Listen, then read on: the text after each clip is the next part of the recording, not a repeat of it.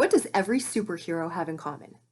They all have some form of kryptonite, some vulnerability.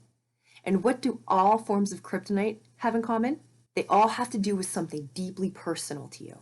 This video is about identifying your kryptonite and then sealing up those holes so that you're no longer susceptible to it.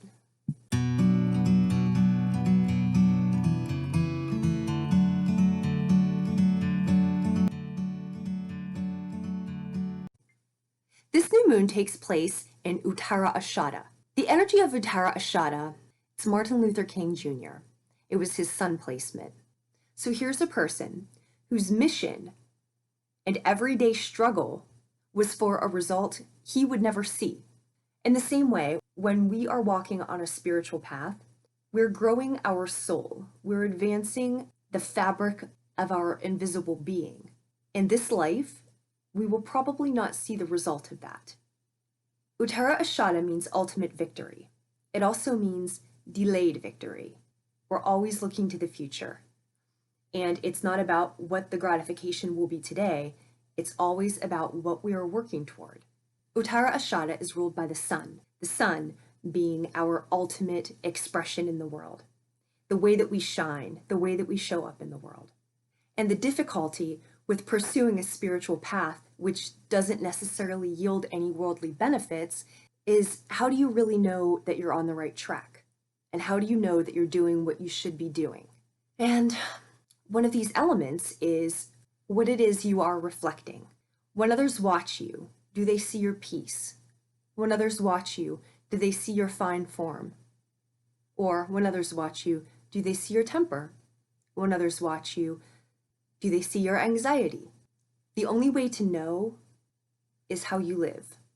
When you cast this chart, the majority of planets are in the fourth house. And fourth house has to do with your foundations. That is your sense of home, where you've come from, your roots. The base of you has to do with home, family, mother, where you live, as in like place of origin, where you're from, your roots. So let's revisit this example of Martin Luther King Jr. sitting in the Birmingham jail. So while his mind is expanding, and while there was something really positive that came from that, do you imagine that he didn't also have really negative things coming at him too? Do you imagine that there weren't people in his life who were constantly questioning him, who were asking him things like, do you realize you're in jail right now? Do you realize this was a minor thing and you could be in jail for decades the next time? Are you really thinking it's such a good idea to sacrifice your life? What are the odds that you will ever succeed? Who says you're going to win? You're up against something that is completely insurmountable. That's in a nice way. In another way, he could have got feedback like, seriously, are you crazy? Who do you think you are to do this? Why do you think you're so special that you're the one who needs to do this? Do you think you're so important? Or, you do see you're in jail, right? Is this really going how you thought it was going to go?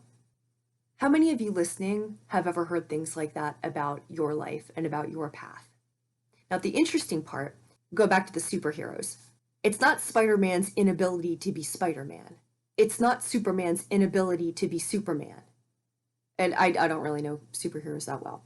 But the point, their powers are intact.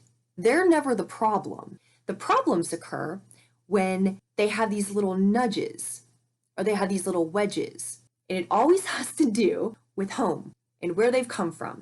And all these weird little psychological problems that vex them, they're always so deeply personal. And that's why in X-Men they had the Origins movie. You always have to understand the roots. You always have to understand the pain of somebody to understand where they come. And it's like this with spiritual evolution as well. We do turn our lead into gold.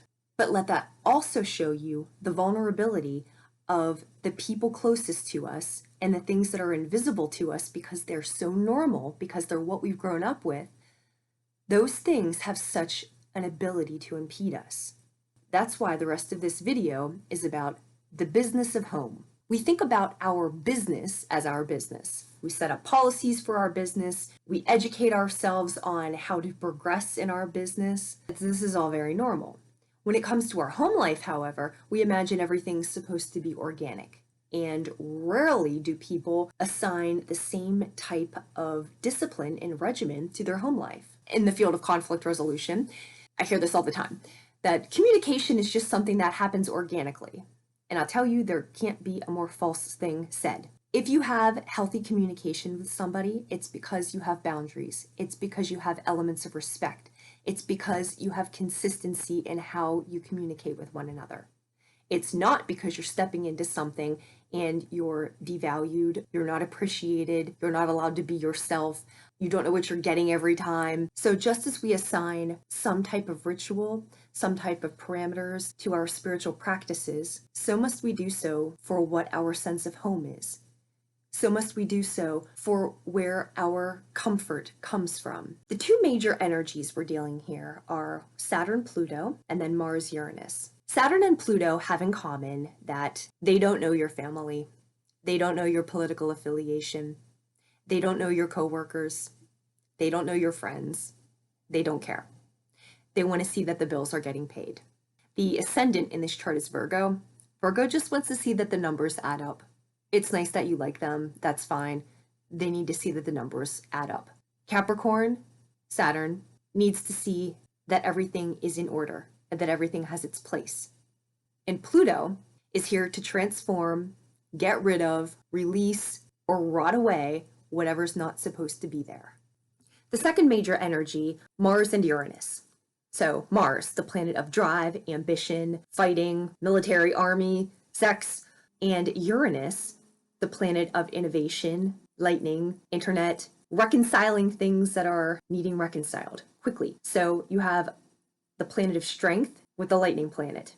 Both of them not waiting around to see what happens. Both of them, they're the opposite of Saturn and Pluto. Saturn and Pluto are trying to make sure everything is just so. Everything that belongs is present and everything that doesn't belong is gone. Mars and Uranus are about action and about action yesterday. So let's do a little recap. How was that full moon in Ardra for you? After the sets of eclipses, the things that you were exposed to, the secrets that came out, and then there comes the Ardra full moon, which is a storm. If you're feeling shell-shocked, that seems natural. It's one change after another after another. It's like emotional muscle memory. Did you get the lesson yet? Did you get the lesson yet? Did you get the lesson yet? Did you get the lesson yet? So by this last time, and the last couple weeks, it wasn't even the feeling like a fight. It was that feeling about after you've been fighting for a week, and after you've cried all night, and after you've been up for 6 days straight, you've got nothing left. And so you just sit there, no energy, dazed, nothing left.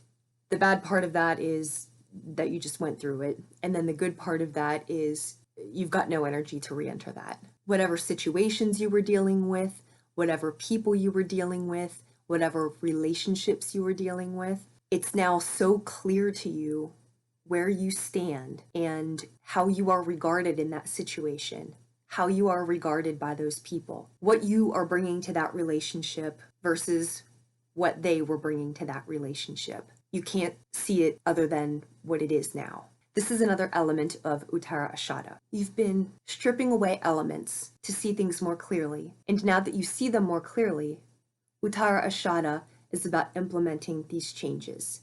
So whatever doesn't belong, it doesn't take up room anymore. This is the same thing what Pluto and Capricorn is doing. Whatever those structures were, Capricorn, Pluto is cleaning them out for you. And the reason this feels painful is because of how we were attached to these relationships, how we were attached to these situations, how we were attached to these people, what we thought these relationships should do for us, how we thought these people should come through for us, whatever the label was. They are friend, they are cousin, they are sibling, they are parent, they are so their association, their friend, their family, their elected official, at whatever level. What we are always fighting is the reality of what is versus the perception that we so dearly want to hold on to about what is. And the Nakshatra is about being able to perceive things clearly. So we are using our senses and we are using the data available to us so that we see things clearly. Let's keep talking about Pluto for a minute. This isn't the Pluto card, but I like it. Check out the figures on the card, right? You have the specter behind them. You have this face peering out at you. This is your past. This is your trauma. This is everything hidden. This is your shadow. These are your corners. These are the things that you never want to come to light. And you do your best to stuff them in the dark closet and never have them emerge. You see the figures? The figures aren't bloodied. They're not suffering. They're standing there lightly. They have chains around their neck, you see, but you also get the sense that at any point they could lift the chain and be done. Here's the choice with Pluto. Pluto is transformation. Nobody makes you do it. It's up to you. And if you're on a spiritual path, and if you're looking to be something better than what you are now, in terms of what your soul evolution is, you will transform. You choose to transform. Even when it hurts, you choose to transform. This is not a choice that everybody else makes. And this is not a choice that's popular with people who aren't making that choice. As an energy, Pluto is intense control. It represents your fears, it represents your traumas, it represents all of those things that happened in the past that haunt you today. All of those things, all of those voices that tell you that you're not enough. Do you really know what you're doing? Who are you to take on this work? Who are you to say what you have to say? Who are you to be better than us? In the spiritual community, there are really clever remedies to talk about everything except what you need to talk about. Everybody wants to know all of these deep-seated psychological traumas. They want to rewire your brain. They want to tap in and find the theta healing available to you. I've seen all of these modalities. If you want the true healing, and if you want to really solve the mystery, watch how your family talks to you. Watch how you talk to yourself. Observe how you step into a situation and allow others to find themselves superior to you, or how you find yourself superior to others. Would their life be better if they just did what you do or what you want them to do? That's not acceptance. That's its own form of judgment. The keys to your transformation lie in the everyday. They lie in your patterns, they lie in your behaviors, they lie in your relationships, they lie in your language, they lie in your activities. This is where your transformation comes from.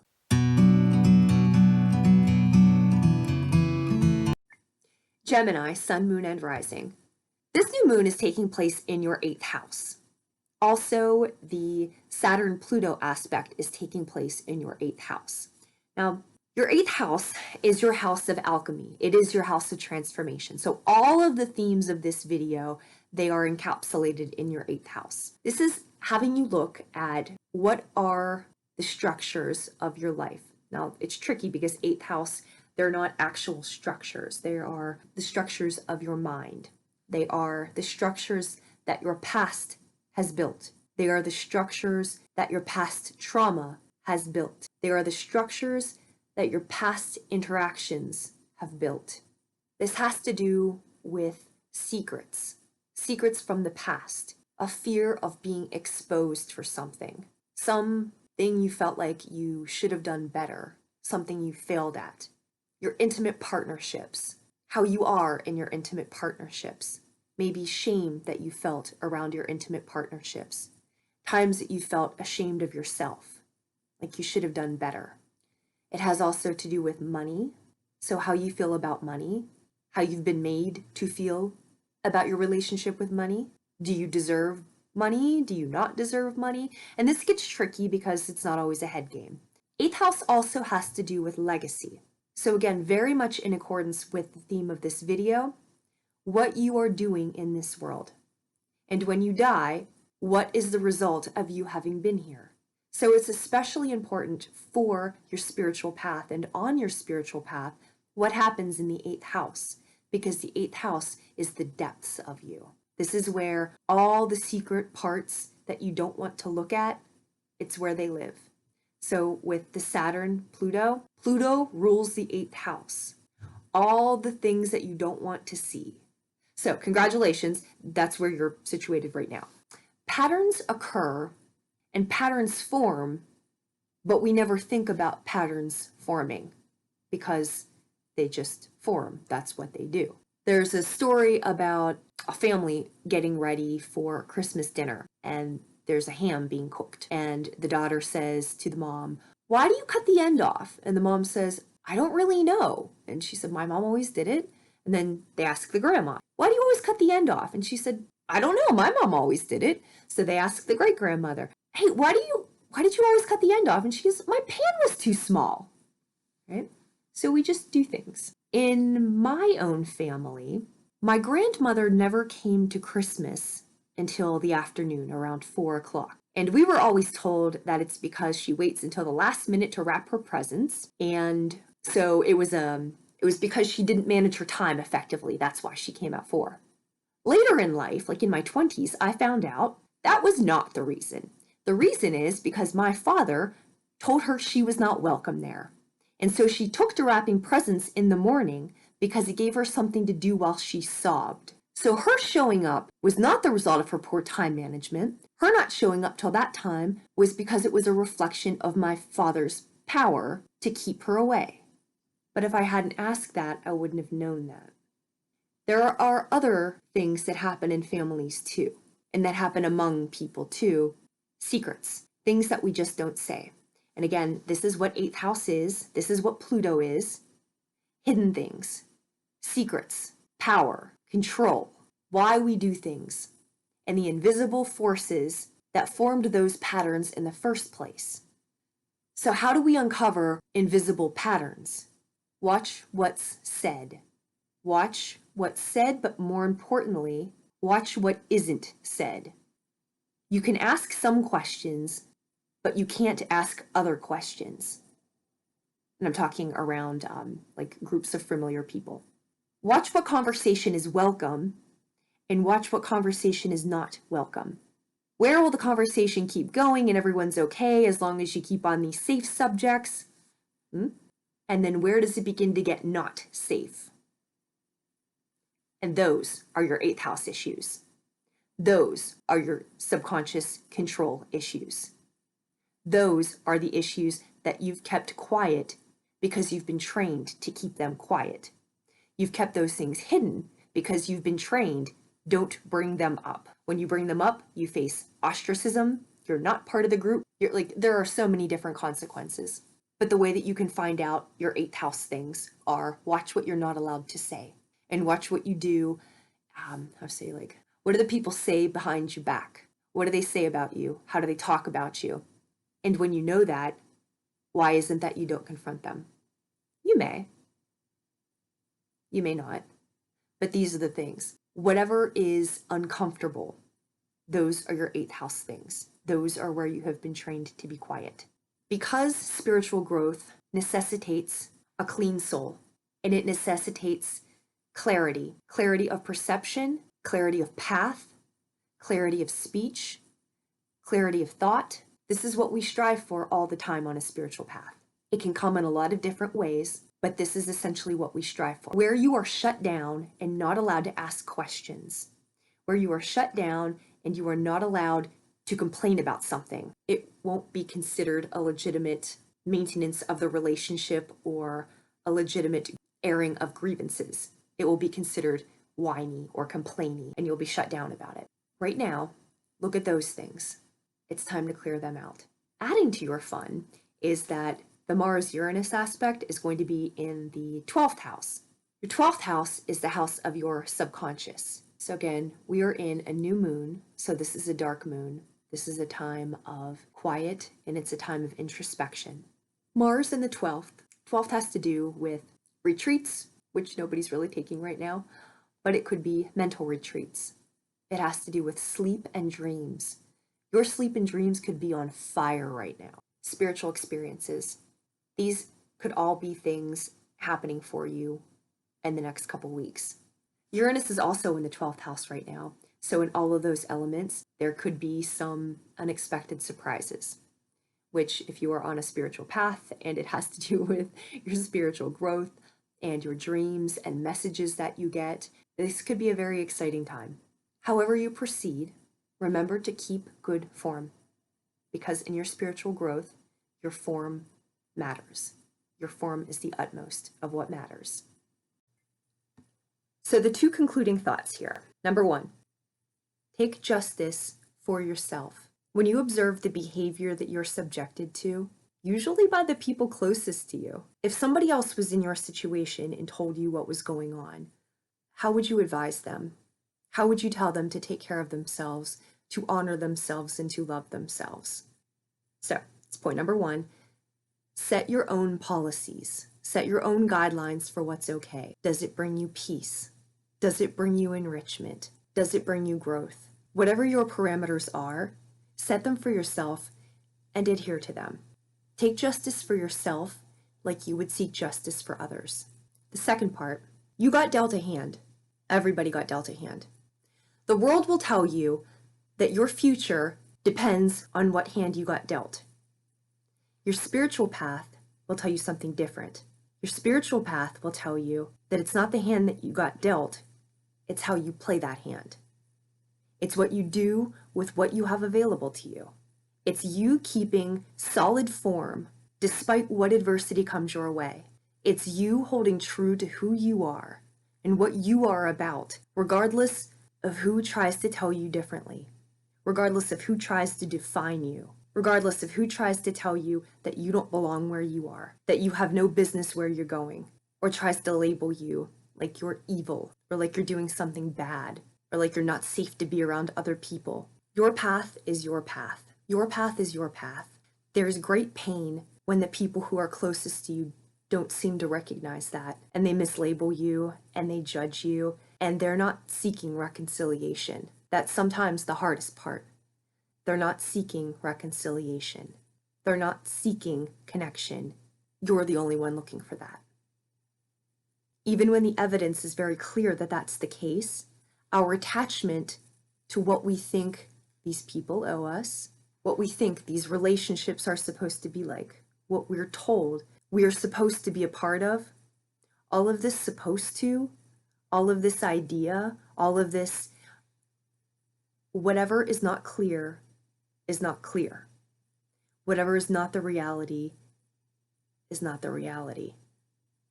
Again, how you would seek justice for others, seek that justice, seek that peace for yourself.